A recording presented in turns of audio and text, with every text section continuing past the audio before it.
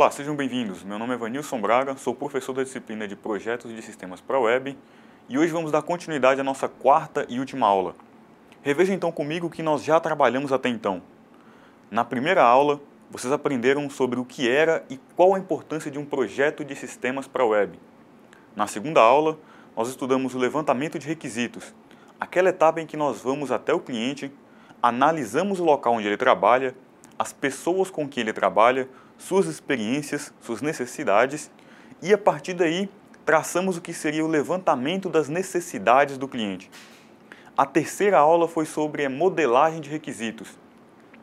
Essa é a etapa onde você pega tudo que foi levantado e, a partir daí, você cria um modelo abstrato dos dados para ver se aquilo conseguiu, de fato, resolver o problema do cliente. É nessa etapa, inclusive, que vocês fazem a validação dos requisitos, que é onde vocês avaliam se aquilo que foi levantado faz sentido ou não. E nessa terceira etapa, inclusive, eu usei várias abstrações sobre culinária, para que vocês entendessem melhor. Eu espero que durante a aula anterior, vocês tenham vindo para a escola alimentados, para não passar fome enquanto falava. A terceira aula de hoje será sobre dois assuntos principais: metodologia e ferramentas para modelagem de sistemas e utilização da linguagem de modelagem unificada para projetos de sistemas web. Nesse exato momento, eu tenho certeza de que alguém soltou um suspiro durante a aula, mas calma que a coisa não é tão complicada quanto parece. Vamos começar por partes. A metodologia e ferramentas para modelagem de sistemas. Do que se trata? Se nas aulas anteriores vocês descobriram como encontrar e modelar os requisitos, finalmente é chegado o momento de você pegar tudo isso e colocar em prática. Num primeiro momento, pode surgir um ataque de pânico. Afinal, eu já sei o que eu tenho que fazer teoricamente, mas como? É exatamente essa palavra que vai trazer a resposta que procuramos. Ao longo do tempo, desenvolvemos metodologias para pegar e analisar e desenvolver um projeto de sistemas para a web. Então, sua próxima meta vai ser reconhecer as metodologias que são usadas em um projeto de sistema para a web, identificar os diferentes modelos de análise de projetos de sistemas para a web e reconhecer o tipo de cada um desses modelos. Vocês aprenderam anteriormente que um algoritmo era um conjunto de etapas, um conjunto de passos para chegar a um determinado objetivo. Eu poderia dizer que metodologia é praticamente a mesma coisa. Você vai pegar um conjunto de etapas, um conjunto de passos para chegar a um determinado objetivo. A diferença é que um algoritmo tem que ser sistemático, ele tem que ser preciso. Então, se você desenvolve um algoritmo, por exemplo, para poder confeccionar uma calça, esse algoritmo tem que ser exato. Você segue todos os passos do início até o fim e no final você espera que a calça esteja pronta. Agora, se você está abordando uma metodologia para poder construir uma calça, você vai abordar uma sequência de passos, uma sequência de diretrizes, assim como no algoritmo, mas que vão servir de base para você poder criar essa calça. Então, nem todas as calças serão as mesmas. É tudo uma questão de uma metodologia, um modo de você trabalhar para poder chegar a um resultado. Então, quando nós trabalhamos a metodologia, nessa parte de sistemas para a web, são práticas que nós já estudamos, que nós testamos e que nós temos como desenvolver para poder chegar no melhor resultado possível. É um modo de trabalhar e não um algoritmo. Não uma sequência de fatos que você vai ali colocando, encadeando, até chegar no resultado preciso.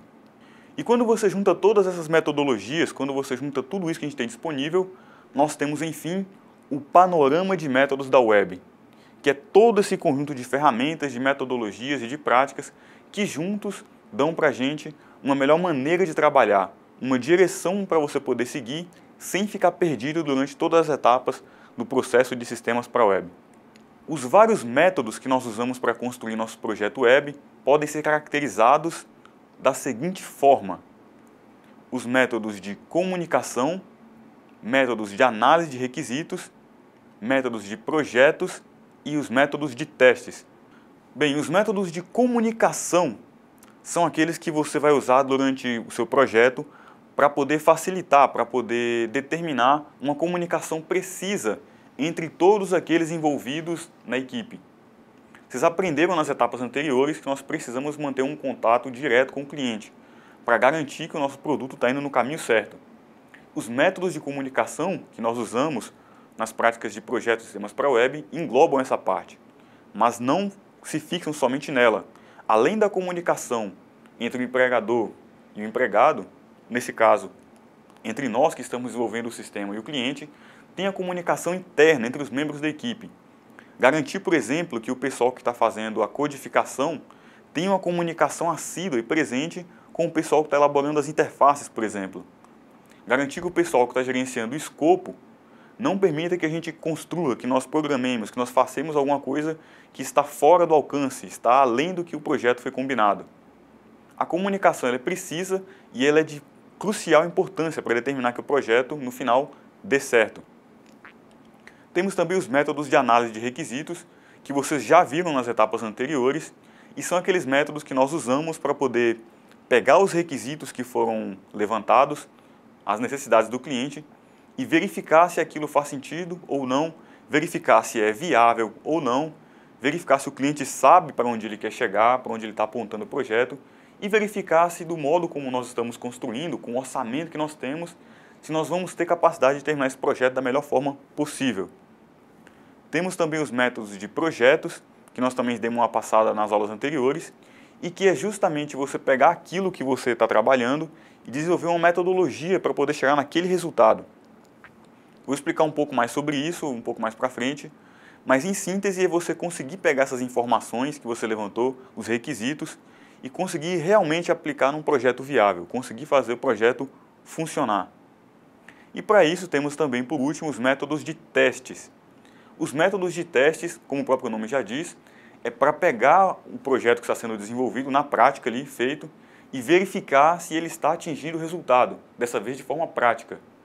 Tem várias formas de você poder testar o seu sistema, desde entrevista com os usuários, por exemplo, para ver como eles têm lidado com o sistema, até a contratação, por exemplo, de uma equipe de debugging, que são pessoas que vão ficar ali testando o projeto, testando o software, para ver se encontram erros, limitações, ou simplesmente ver se ele consegue atingir o resultado na prática. É muito comum, por exemplo, que antes que a empresa de jogos lance ele para a comunidade em geral, eles contratem pessoas que ficam o tempo todo tentando achar erros, testando o jogo ao máximo, para garantir que quando ele chegue nas mãos do cliente, ele não vai ter defeitos, ele não vai ter bugs, como nós costumamos dizer. Vocês perceberam então que existe uma grande semelhança entre os conceitos de engenharia de software e projetos de sistemas para a web. As diferenças entre eles é que os projetos de sistemas para a web, eles têm certas peculiaridades que vão acabar diferenciando um pouco do projeto de sistema para software, por exemplo, de uma engenharia de software. Ambos bebem da mesma fonte, que é a engenharia de sistemas computacionais, porém, como cada sistema costuma ter sua própria peculiaridade, suas próprias características, os projetos de sistemas para a web também vão ter as suas. O que não é diferente dos vários outros tipos de projetos que a gente encontra no mercado. Se você faz, por exemplo, um projeto de sistema para um sistema de segurança, ele vai ter características diferentes. Se você faz, por exemplo, um projeto de sistemas para a web, ele vai ter algumas características inerentes somente a ele. Se você faz um jogo, se você constrói um software para renderização gráfica de computação para filmes, por exemplo, onde você faz aquelas cenas de computação gráfica super avançadas que a gente tem hoje. Cada projeto desse vai ter uma característica diferente, vai ter uma peculiaridade diferente. Pode parecer estranho o que eu vou dizer agora, mas mesmo depois de você fazer o levantamento, a modelagem e estabelecer os métodos, você precisa criar uma forma de análise do projeto. Isso mesmo, parece estranho, mas é um modelo de análise do modelo do projeto. Se vocês não entenderam, vejam a seguir. Suponhamos então que você conseguiu conversar com seu cliente e você definiu tudo que vai ser necessário para o seu projeto. Todos os elementos, as classes, tudo aquilo que vai ser necessário para poder realizar o que o cliente pediu, para poder atender a solução dele, para poder resolver o problema do seu cliente. Isso não significa que você sabe necessariamente como cada um desses elementos vão interagir entre si para poder gerar um melhor resultado. Resumindo, você precisa organizar esses seus objetos e para isso é essencial você criar a modelagem específica dele. Nós temos várias ferramentas que usamos para poder pegar tudo aquilo que foi levantado, todas as necessidades, as limitações de software, o tipo de sistema que você vai utilizar, as classes de usuários, as interfaces de comunicação e poder transformar isso em algo coerente, algo que vai fazer sentido. Para isso nós usamos uma técnica chamada casos de uso. O que são os casos de uso?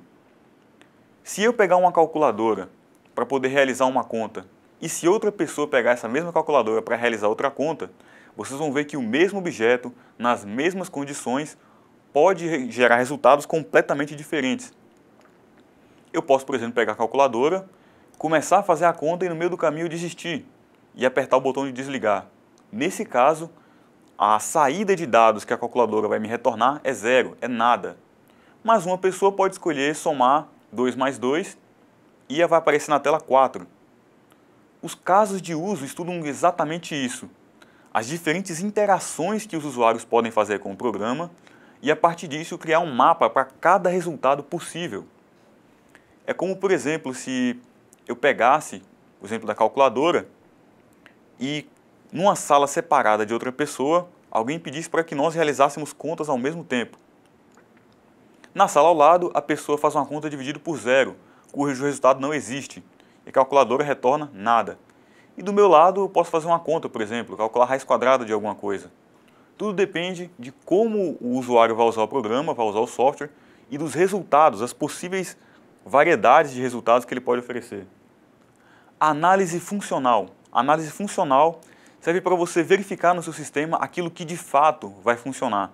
Ou seja, na prática, depois de fazer o requisito com o cliente, depois de definir que é aquilo que ele precisa, colocando na prática, testando se aquilo realmente funciona, se aquilo vai agregar algo que melhora o sistema, algo que traz benefícios para o sistema.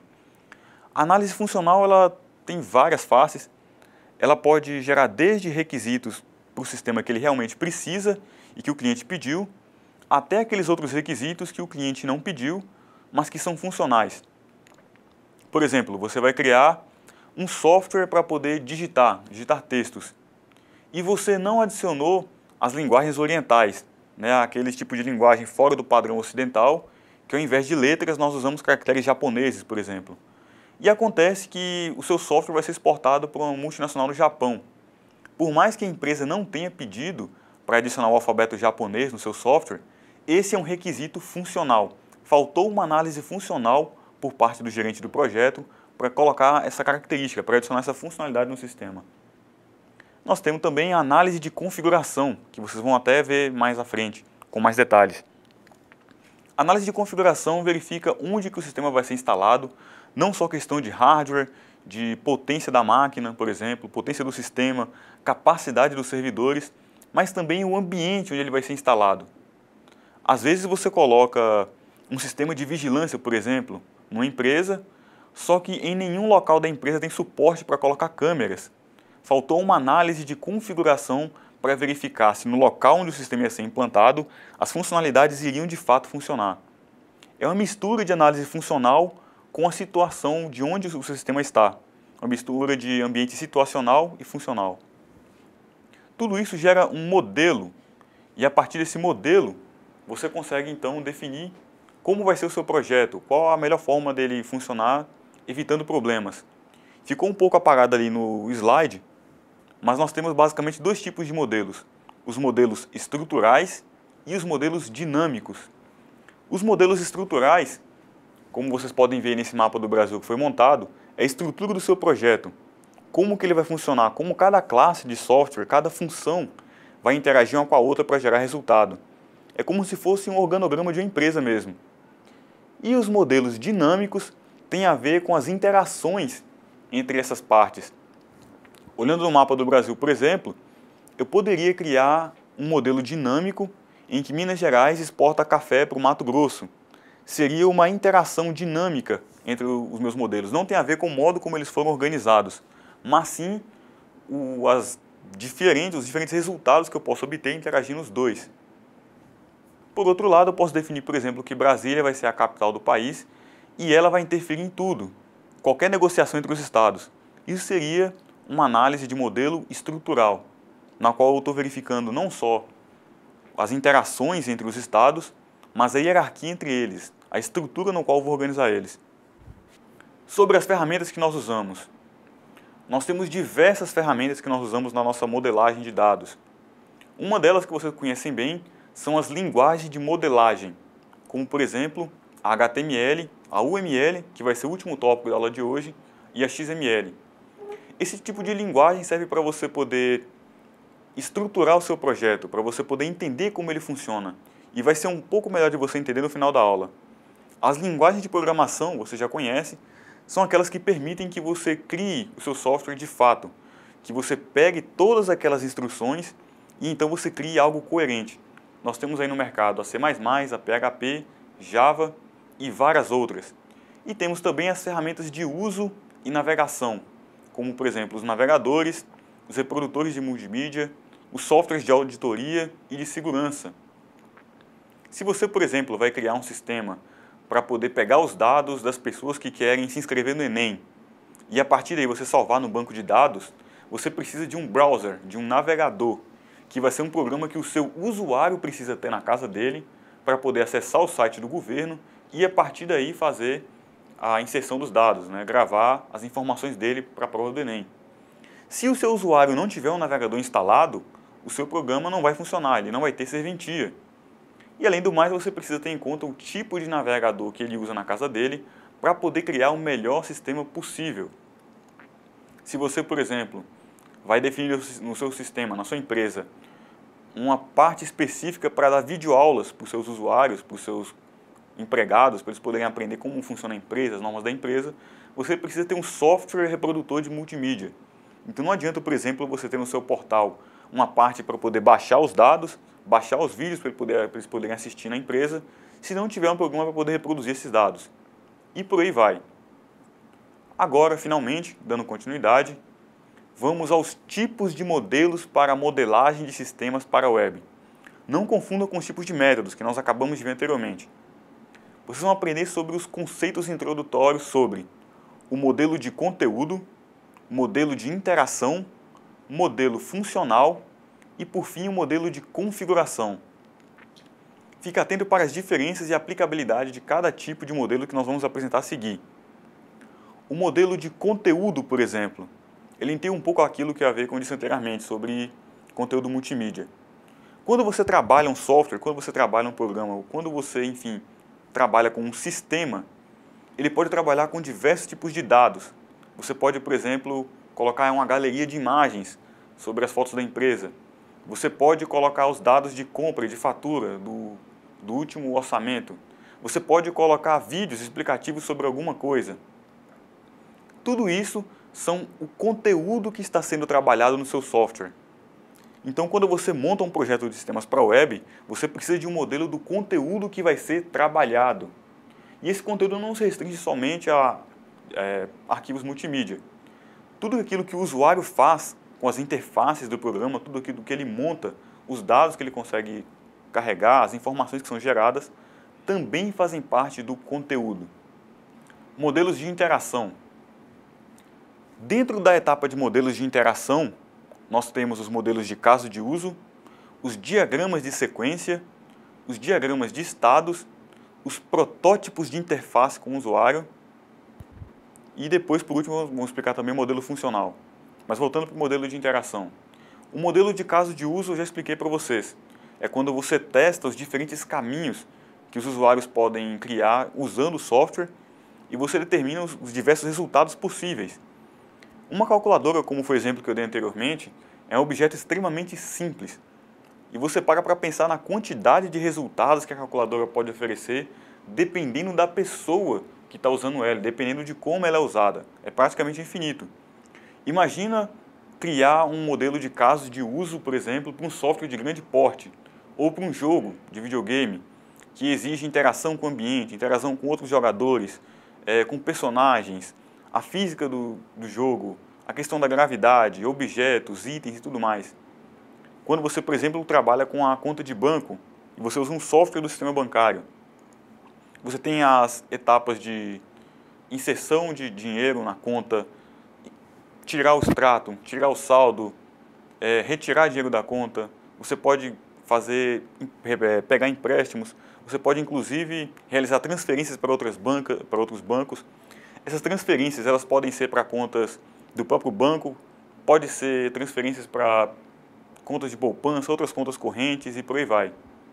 O diagrama de sequências, prosseguindo, ele segue o fluxo de dados que pode ter dentro do seu programa. Às vezes você pega uma informação lá no início do sistema e essa informação vai sendo trabalhada até que no final ela chega completamente diferente, o que é bastante comum. Afinal, você está trabalhando com dados o tempo todo. Já os diagramas de estados seguem o mesmo princípio, mas tem a ver com as classes e com os objetos trabalhados dentro do programa. Você pode, por exemplo, estabelecer que o seu cliente tem acesso à conta e ele pode pedir empréstimo. E ele pede empréstimo e ele não paga. Então o sistema muda o estado da variável que está armazenando a possibilidade dele pedir empréstimo. A próxima vez que ele for lá pedir empréstimo no banco, o banco não vai deixar.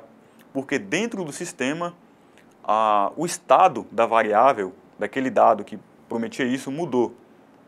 Às vezes até a hierarquia entre as classes muda também.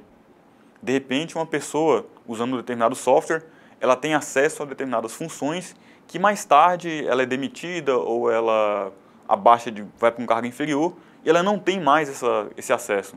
Ou o contrário, ela é promovida, ganha um acesso superior e aí ela pode ter um acesso a outras funções aí no sistema que antes ela não podia. Tudo isso está relacionado com os diferentes estados que as classes e objetos têm dentro do sistema e deve ser previsto, claro, dentro do modelo que você faz. E por último nós temos o protótipo de interface com o usuário, que também faz parte desses 4 temas. O protótipo de interface com o usuário é você criar, é você imaginar, você projetar um meio de comunicação com o usuário. Como assim? Pode parecer estranho, mas quando nós falamos em colocar dados no sistema, retirar dados no sistema, estamos falando de forma abstraída, de uma forma bastante simples. Mas e para a pessoa que vai mexer no sistema? Como que você vai tirar aquela informação, por exemplo? Eu entro no site da prefeitura e eu peço meu contra-cheque. Eles não vão jogar o contra-cheque na minha cara. Eles precisam criar uma tela onde mostra o meu nome, os meus dados, a minha requisição de pedido e o meu contra-cheque com as informações. E qual é o nome disso que eles fizeram? Isso é uma interface com o usuário, é uma interface, é uma interação. Quando você vai criar um sistema, e esse sistema vai ser usado por pessoas, é preciso criar protótipos de interface com o usuário, para saber como que a pessoa vai se comunicar com a máquina, como que ela vai colocar informações na máquina e como que ela vai receber informações de volta. Sobre o modelo funcional. Nós já demos uma passada anteriormente sobre o que eram as características funcionais e elas têm a ver com aquelas funções, aquilo que você projeta o sistema para fazer e ele realmente de fato funciona. Ou seja, são as requisições, são os levantamentos de requisitos que você pegou, você modelou e na prática você vai ver se funciona ou não. Tem desde as operações observáveis, que são aquelas que o cliente consegue ver, que o usuário consegue ver no sistema e notar se está funcionando ou não, até as operações entre classes, que o usuário às vezes não enxerga porque são informações dentro do sistema, mas que podem sim gerar um resultado ou não. Você quer um exemplo? Você faz, por exemplo, um software para poder medir a pressão da caldeira de uma usina nuclear. O modelo funcional que você vai criar, ele deve explicar, ele deve mostrar, por exemplo, nas etapas de operações observáveis, se a temperatura da caldeira está alta ou não, através de uma interface com o usuário. O usuário vai observar aquilo e vai ver, olha, a temperatura está alta demais. Vamos iniciar o procedimento para poder abaixar a temperatura da caldeira ou então para poder evacuar as pessoas. Isso é um requisito funcional, você criou um modelo funcional e criou uma interface com o usuário para poder mostrar o que está acontecendo. Mas pode haver algumas operações que não são mostráveis para o usuário. Por exemplo, você cria um perfil de usuário que não tem acesso à temperatura da caldeira, mas ele sabe que tem algum problema. A tela mostra para ele que tem algum problema, que ele deve chamar o superior para poder resolver o problema, só que lá no sistema as classes acusaram um problema de temperatura. E como essa operação ela não é observável, ela é só entre as classes do sistema, quando que, no caso, o nosso operário vai saber que tem algum problema? Quando o chefe dele chegar, poder acessar o sistema e mostrar para ele o que está acontecendo, ou quando a caldeira explodir e todo mundo morrer por radiação. Temos o modelo de configuração, que eu já expliquei para vocês também em algumas partes, e tem a ver com as limitações de hardware, de software, de capacidade dos servidores e tudo mais. Lembrando também que o modelo de configuração, assim como no exemplo que eu dei das câmeras, ele não restringe somente ao sistema em si e ao hardware onde ele é colocado. Pode ser com relação a um ambiente onde ele é colocado. E se esse ambiente está de acordo com o seu sistema. Você pode, por exemplo, criar, vamos pensar, um sistema para poder distribuir uma rede Wi-Fi para uma praça. E você cria o modelo de projeto, você faz o levantamento de requisitos, faz tudo certinho. Só que na hora você percebe que o único local para você colocar o roteador é num ambiente onde pega muito sol. O que vai acontecer? Ele vai esquentar demais e ele não vai dar conta de processar os dados de maneira eficiente. Ele vai queimar rápido, a internet vai ficar lenta, vai ter que vir um técnico toda hora para poder reiniciar o roteador. Ou seja, você criou um sistema todo adequado, que funcionava corretamente, criou a modelagem de sistema, mas não fez um modelo de configuração adequado. Você não pensou no ambiente na qual o sistema ia ser implantado e se esse ambiente atender os requisitos. Resumindo então o que nós vimos até agora. Vocês viram os modelos de sistemas para a web, que são aqueles modelos que você vai poder criar para poder verificar se ele está atendendo ao que o cliente pediu.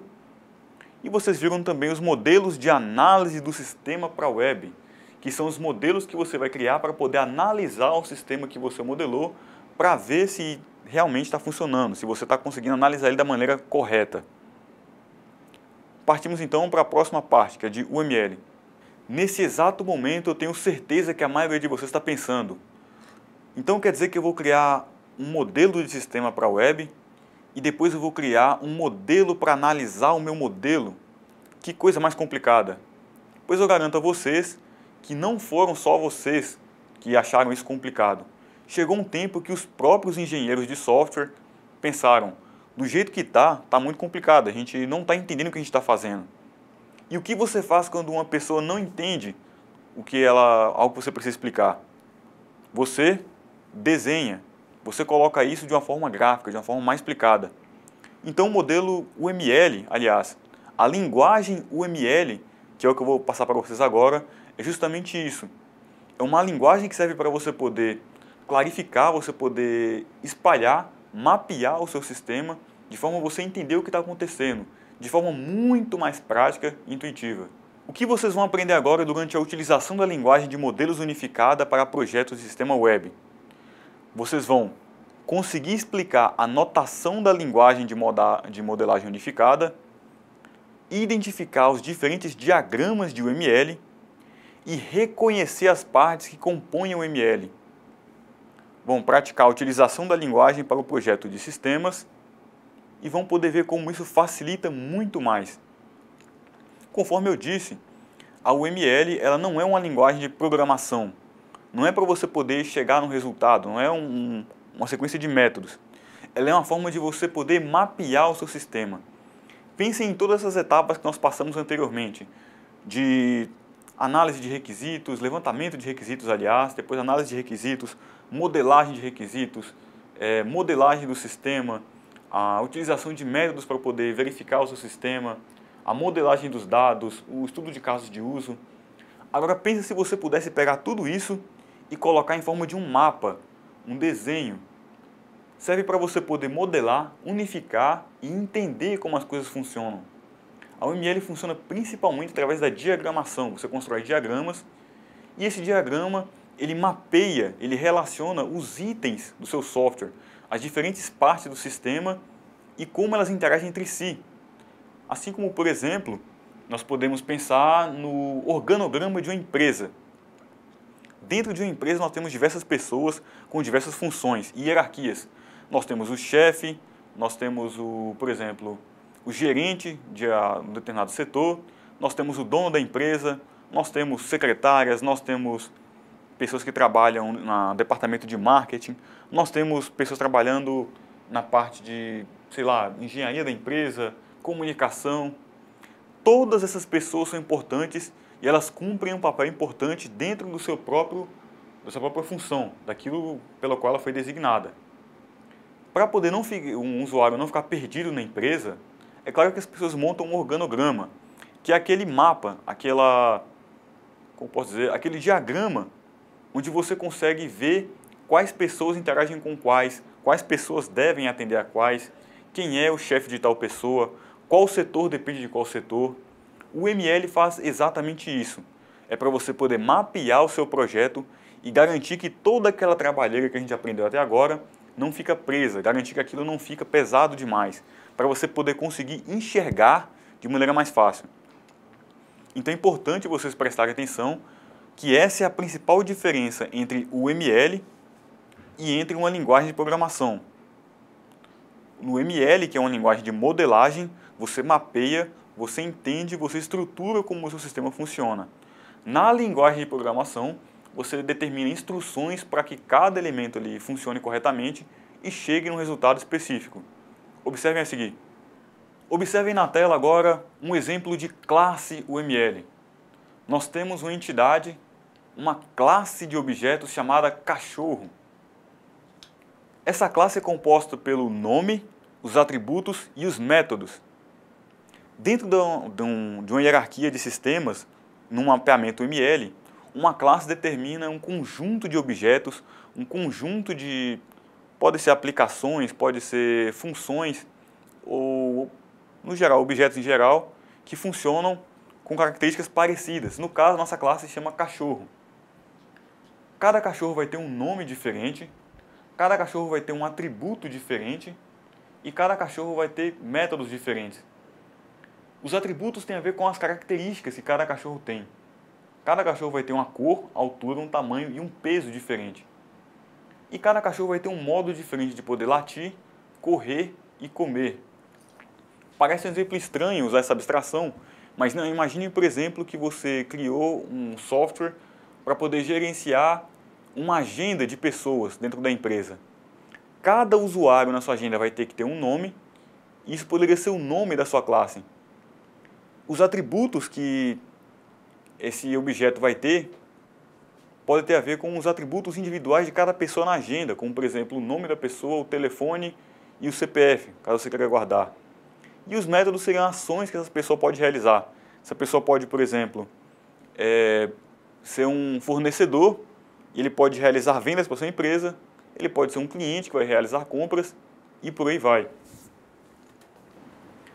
Todos aqueles métodos que nós aprendemos anteriormente, eles são usados para você definir as interações entre os diversos objetos da classe. O que seria um objeto da classe? Quando você cria uma classe, que é basicamente um conjunto de objetos dentro do seu sistema que compartilham características parecidas, nós temos então os diversos indivíduos diferentes que compõem cada classe. E cada indivíduo vai variar conforme o seu nome, conforme os atributos que compõem e conforme os métodos que ele utiliza. No caso, eu poderia criar um objeto da classe cachorro, que se chama, por exemplo, poodle. Eu colocaria a cor desse poodle, a altura dele, o tamanho do poodle e o peso, o modo como ele late e o modo como ele corre. Se eu criar um objeto da classe cachorro chamado pitbull, é óbvio que todos esses atributos e métodos seriam completamente diferentes. Isso vale para qualquer elemento dentro do seu software. Os casos de uso vão determinar como que cada objeto vai interagir de acordo com a sua classe, de acordo com as possibilidades que o usuário determina quando ele usa o software. As interações determinam como cada objeto vai interagir um com o outro e os resultados que ele pode, por exemplo, causar de um para o outro. Você pode, dentro de uma classe bancária, por exemplo, pôr um cliente como objeto e uma conta como outro objeto. À medida que o cliente saca dinheiro, a conta diminui de valor e por aí vai. As máquinas de estados, como nós vimos anteriormente, elas determinam o estado que os objetos estão. Por exemplo, enquanto você faz o login em uma máquina, ela não vai liberar a tela enquanto você não acertar a senha. Esse é um tipo de estado muito comum antes de você entrar no sistema. A generalização, que tem a ver com o fator de... Como posso explicar de uma forma fácil de vocês compreenderem? Você abrigar classes parecidas dentro de uma mesma superclasse. Um exemplo comum, no caso dos cães. Eu posso criar uma outra classe chamada cachorro, chamada gato, por exemplo, que em suma não tem nada a ver com a classe cachorro, porém ambas vão fazer parte de uma mesma superclasse, chamada, por exemplo, mamíferos ou carnívoros. Como, por exemplo, todo objeto pertencente à classe cachorro vai pertencer à superclasse dos mamíferos, mas nem todo mamífero vai ser um cachorro, porque dentro você tem a superclasse dos gatos também, a classe dos gatos, aliás. Temos as dependências, que é quando um objeto, uma classe, depende de outra para poder funcionar. Temos a associação, que seriam justamente as interações entre eles, como, por exemplo, na classe dos animais, cachorro e gato, eles não combinariam, eles caçariam um ao outro.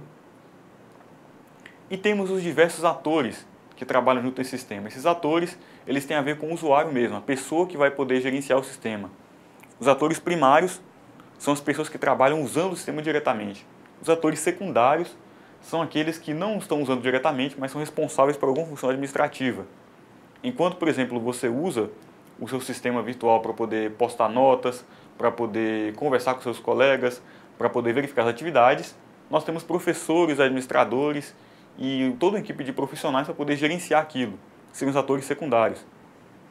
Temos os modelos dos elementos que vocês já viram, que são um modelo criado para verificar como que os elementos interagem uns com os outros, e os diagramas de elementos, que seriam um mapa de como tudo isso funciona, para você não ficar perdido.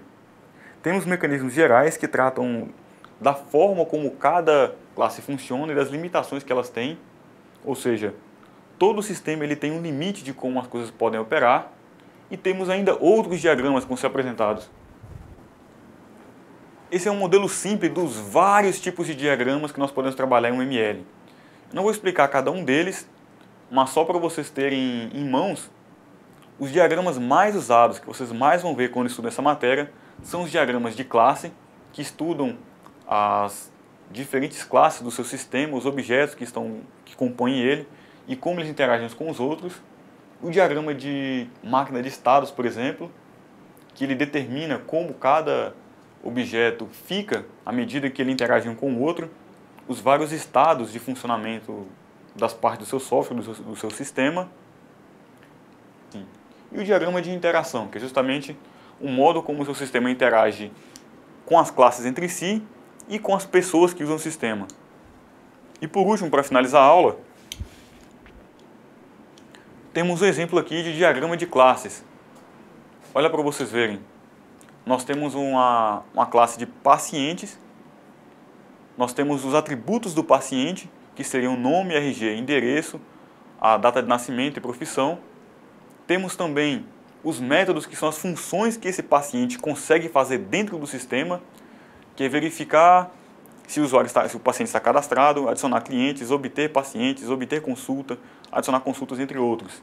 E olha só, o paciente, ele interage diretamente com a agenda, como vocês podem ver pela tela, usando para isso o método da consulta, a classe de consultas. Ou seja, existe uma interação entre todos os objetos que participam da classe paciente com os objetos que participam da classe agenda.